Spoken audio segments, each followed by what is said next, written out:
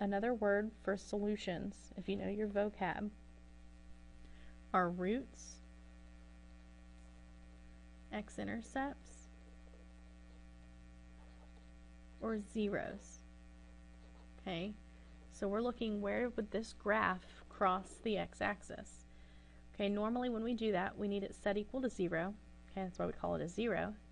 So if we rearrange this, it's 2x squared plus 4x plus 10 equals 0. Oh my gosh. Alright, now if you go to try to factor this, you're going to realize this cannot be factored.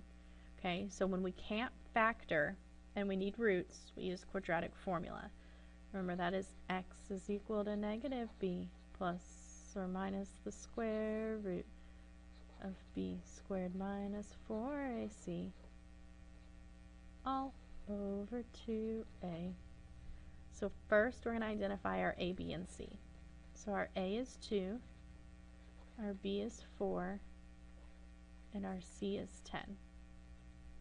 When we plug these in, we have negative 4 plus or minus the square root of 4 squared minus 4 times 2 times 10 all over 2 times 2.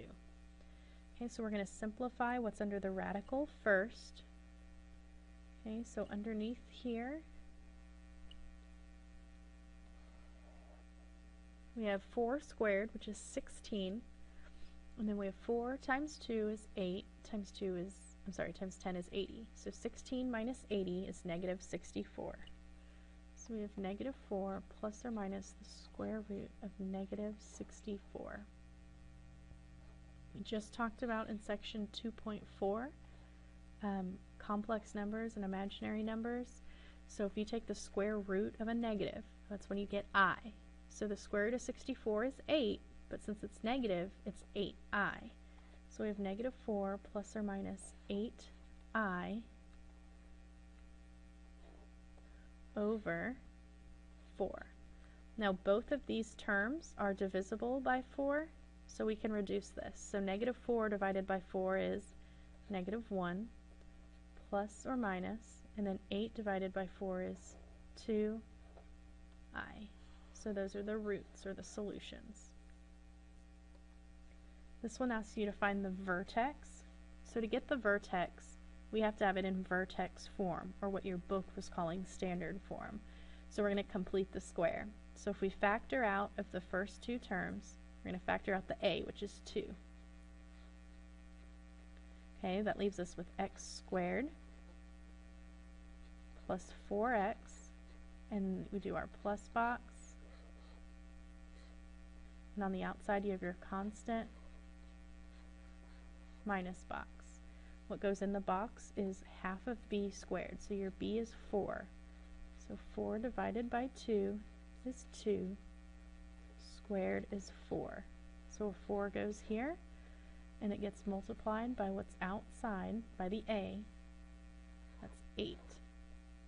So we're going to clean this up, and we have 2 on the outside as your a. And then when we clean this up, we have x, and then half of your b was 2, so plus 2 squared, and then combine like terms on the outside is minus 2. So now you're in vertex form. Remember, your vertex when you're in this form is the opposite of what's in parentheses. So here it's a negative 2, and what's on the outside? Negative 2. So that's the vertex of this equation. In number 40, you're asked to use the leading coefficient test. Okay, that's looking at your highest exponent, that's your n, that's odd, and telling if that coefficient is positive or negative. Here it's negative. So if you have an odd and it's negative, that means it's going to look something like this. It's the reverse, okay, or the cubic flipped over because it's negative. So that is rising left, falling right.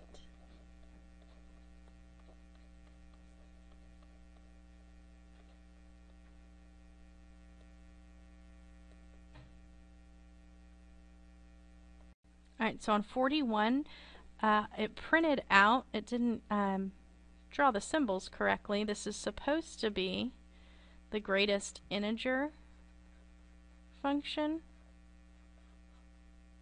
Okay, and the plus 4 is on the inside, so it's shifted to the left 4. Okay, now we talked about greatest integer function. The range is how low to how high. Remember when we graphed this,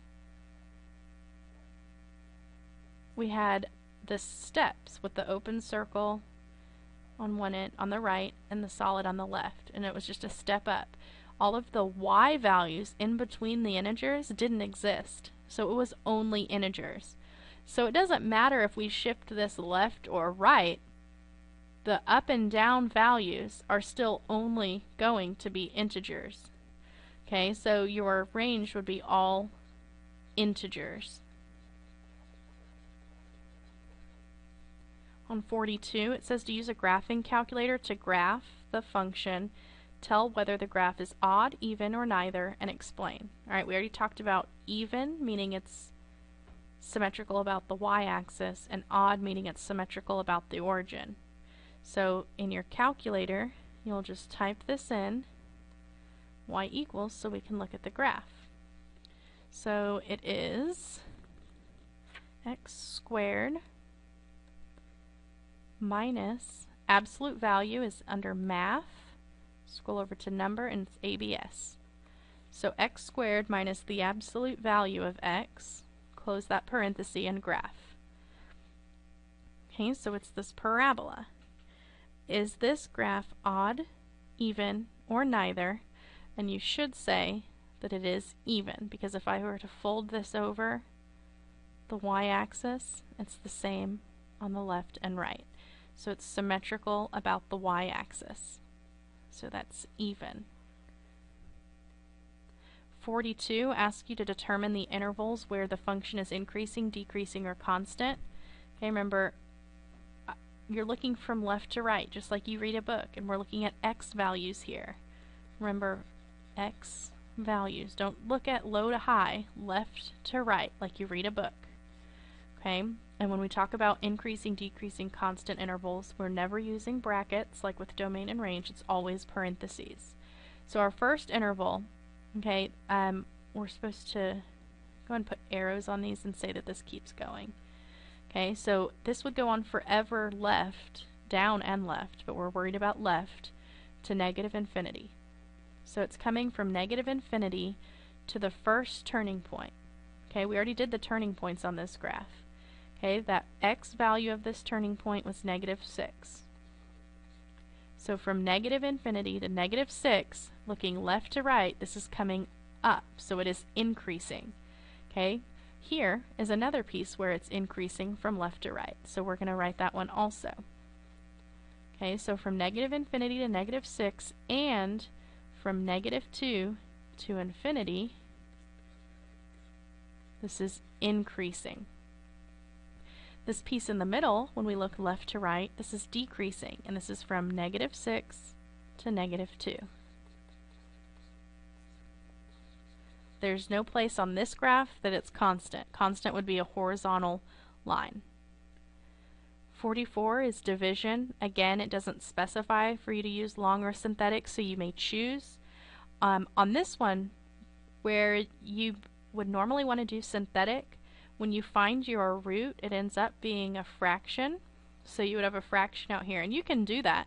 It's fine, but some of you are kind of scared of fractions, so you may want to do long division. It's up to you. Actually, I already did synthetic on one of them, so I'll do long on this one for those who prefer long. If you do synthetic, you should end up with the same answer though. So the 3x minus 2 is outside. We have 6x cubed minus 16x squared plus 17x minus 6. Okay, remember you're looking at the first term. So what is 6x cubed divided by 3x? Okay, 6 divided by 3 is 2, and x cubed divided by x is x squared, so 2x squared. Okay, and your quotient, what you get up here, gets distributed to both of these. So that is 6x cubed minus 4x squared. Draw your line and change your sign. So those cancel. Negative 16 plus 4 is negative 12x squared. Bring down the next term. Okay, so now you're dividing negative 12x squared by 3x. Okay, and that gives you negative 4x. Distribute.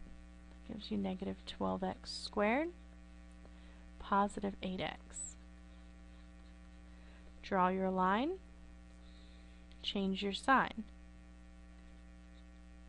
So the 12x squareds cancel. 17 minus 8 is 9x. Bring down your next term, which is minus 6.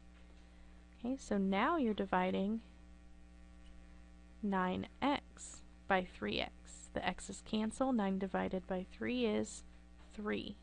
So plus 3. Distribute. You have 9x minus 6. Draw your line. Change your sign. Both of these cancel. A remainder of 0. So your answer is this quotient here. If you did synthetic, you should have gotten that same answer. Another division. I'll do synthetic for this one. Find your root first.